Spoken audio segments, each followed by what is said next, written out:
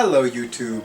Robert Alvarez, the Psychic Witch, also known as Mr. Lighting in a Fan. Good evening to all of you in YouTube land. I hope and pray that all of you are happy, healthy, safe, and well, and to you and yours, happy, healthy, safe, and well too. I would like to acknowledge my newest YouTube channel subscriber, Khalifa O. I love it. Khalifa O. Welcome to the YouTube channel of yours truly, Robert Alvarez, the Psychic Witch, also known as Mr. Lighting in a Fan. And yes, I have lighting over here, I have lighting over here, and I have the fan over here. How you doing?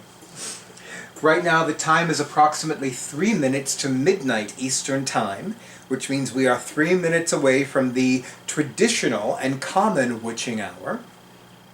Those of us in the know that there is another witching hour, but that is another video for another. That is another topic for another video for another day, as I'm fond of saying. Right now, and the date is still Tuesday, November 30th, 2021. And the moon is currently void of course, going from waning in Libra to waning in Scorpio. I also found out that tomorrow Neptune goes direct.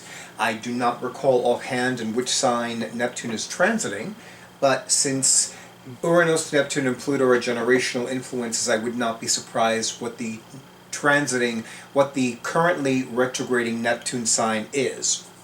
And when I find out, I'll be like, why am I not surprised?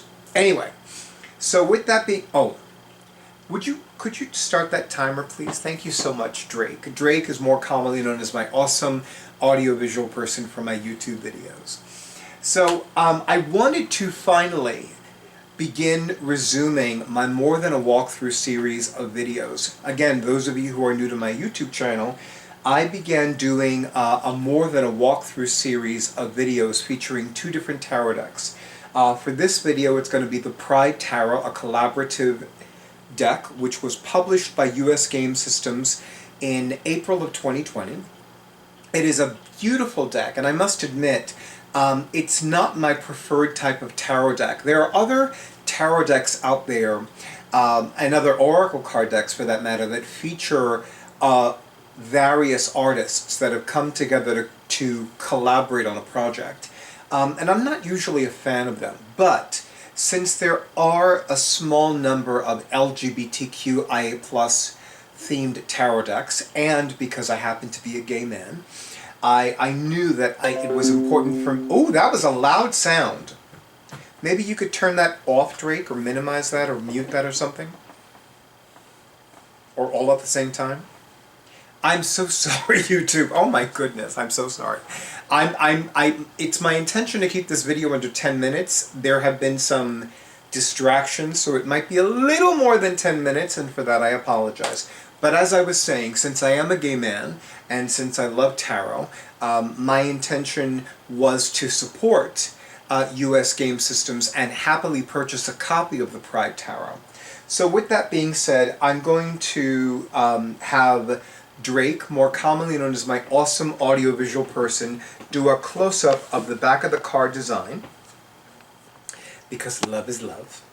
I truly love this back of the card design. It's very beautiful. Now, I must mention 6 of Wands, because number 1, she is not a fan of tuck boxes. So, like she is not a fan of tuck boxes, I am not a fan of tarot decks that I cannot tell if it is upright or reversed before I turn over the card. It's a thing with me. And I think because of the fact that I almost never use reversed cards, which by the way, now that I think about it, really is also another topic for another video for another day. I have nothing against reversed cards. I don't. It's just that they don't work for me. They've never worked for me energetically, they've never worked for me psychically, and it wasn't until I read an article in Llewellyn's Tarot Readers, which were published more than a decade ago, that, pardon me, that I discovered how to interpret reversed cards. So these days, almost exclusively, I will interpret a reversed card from the perspective of blocked energy. Drake, is everything okay? You're sure? Okay. So with that being said, The tarot card that is the focus of this video is the Ten of Swords, illustrated by Irene Lorenzi. And of course I'm going to have Drake, more commonly known as my awesome audiovisual person for my YouTube videos, do a close-up of the card. And with all of these more than a walkthrough videos featuring the Pride Tarot, I am going to read what the artist wrote about it in the accompanying guidebook, and then I will share with you some of my insights about said card. So, also, since it's been a while since I've done a more than a walkthrough video featuring the Pride Tarot, if Ms. Lorenzi illustrated another card that we've already gone through in this deck, I will link that video in the description box. Okay, so we have, where are you, swords? Ten of Swords, here we go. By Irene Lorenzi. And I'm going to have Drake do a quick close-up of the pages that refer to that card. You can see Irene Lorenzi's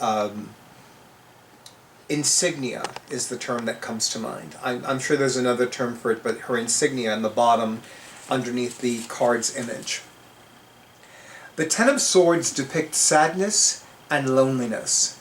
The person who is portrayed here is an androgynous being without gender who lives an inner conflict because of their identity, and for this reason lives a challenging life. The devils that open this person's chest represent their inner demons, causing them heartache. Their head is detached from the body because they experience life through the mind and the body as two distinct entities, without feeling integrated or accepted. They live, I think that's what they meant, they live as a sort of martyr. From the eyes, as seen in some sacred images, tears of blood seep out. Pardon me. And the moon behind them represents a sort of halo of swords. It is a very stunning image, I must say. So, here's my personal take on the Ten of Swords. So first of all, one of the things that I've always found fascinating about the Sacred Tarot in general is that there are certain tarot cards that directly correspond to a passage from the Bible. And there is a passage in the Bible, and I offhand do not remember if it is the Old Testament or the New Testament, but I have a feeling it is the Old Testament. But I will reconfirm this, obviously, that depicts a man on the side of a road, face down, with 10 swords stuck in its body, and there is this pool of blood underneath his body. It is probably one of the most well-known images in the tarot. And I've always found it fascinating that so many people get so freaked out and worked up about the Death card in the tarot, because if you look at the Ten of Swords compared to the Death card, the Ten of Swords looks more like a literal death. I mean, you have this symbolic allegory in Trump 13, the Death card of the Sacred Tarot, but in most tarot decks you have a literal death depicted on the Ten of Swords. I mean, even if you look again at the Ten of Swords in the Pride Tarot, and of course I'm going to have Drake do another close-up of the card, the person's head, their head is detached from their body. Now, if somebody cut off my head, I would be dead. So one could argue that perhaps this is the true Death card in the tarot, not the Death card itself. But I digress. The other thing that I always find interesting about the Death card, especially in other tarot decks, is that in most tarot decks where all of the cards, major and minor arcana, have what I would call subtitles or keywords printed on them. Usually, the Ten of Swords is either ruin or loss. I personally think it's ruin for some reason, because loss is not coming up in my mind. Hello, Durga.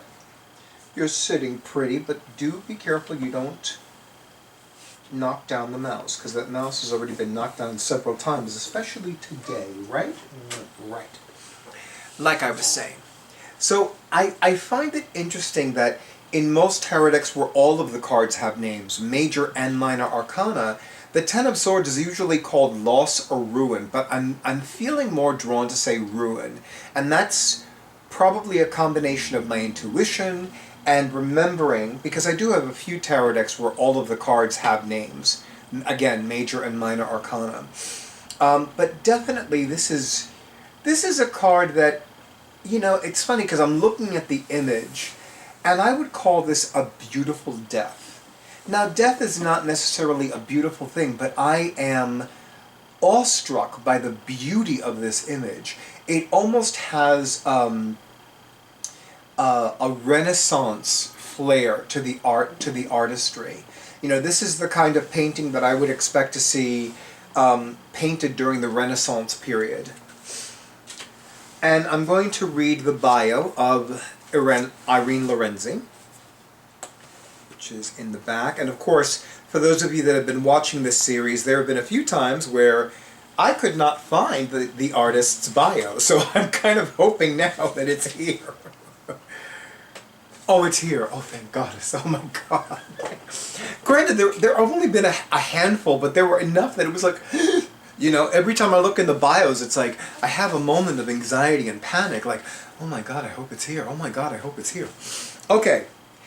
Irene Lorenzi is an Italian illustrator who graduated with a degree in fashion design from the International Institute Polimoda in Florence, Firenze, if I remember it correctly in Italian. She started working in fashion as a costume designer for movies, a job that allowed her to take part in the making of films, music videos, commercials, and short movies. At the same time, she worked as an illustrator and as a graphic designer. She took part in several exhibitions, shows, and competitions, getting artistic credits and rewards. In 2012, she decided to merge her previous job experiences with her love for drawing, for drawing, cinema, costumes, and fashion, and created her own brand, Coffee and Bacon. Coffee and bacon. Do you know how many people live for both? Personally, if I had to choose between coffee or bacon, I would choose coffee every time, especially since I'm Cuban. But honey, because I'm Cuban, I do have an appreciation for the pig. So, bacon, Which, by the way, I don't remember the last time I ate bacon, so now I'm like, I want bacon. I know, some of you were like, bitch, that bitch, Robert, now I want bacon, you bitch. I know, I'm sorry, I apologize. Okay, Coffee and Bacon. Currently, she collaborates as an illustrator and designer with publishing houses and various companies. Her illustrations talk about a generational journey inspired by music, nature, actuality, and everything that is surreal and irreverent. Her style is characterized by the use of mixed techniques with a predilection, I love that word, for watercolor, Pantone, P-A-N-T-O-N-A, Pantone, pencils and chalks. It lists a website for herself, a website for Coffee and Bacon, a Facebook page, and an Instagram page, all of which will be included in the description box for this video. Okay. So there you have it, ladies and gentlemen. The Ten of Swords from the Pride Tarot, a collaborative deck illustrated by Irene Lorenzi. I want to thank US Game Systems for publishing the Pride Tarot. I want to thank Irene Lorenzi for illustrating a beautiful card. And if we've already did a more than a walkthrough video with her previously illustrated card in this tarot deck, I will include the link to that video in the description box for this video. Of course, thank you to all of you in YouTube land for honoring who I am and what I do. Thank you so much for all the likes, all the comments, all the shares, all the subscriptions to my YouTube channel, and an extra juicy thank you to all of you who have scheduled your sessions and bought me a coffee. Pardon me. I wish all of you a beautiful night, a wonderful week, and of course, stay tuned for the next video.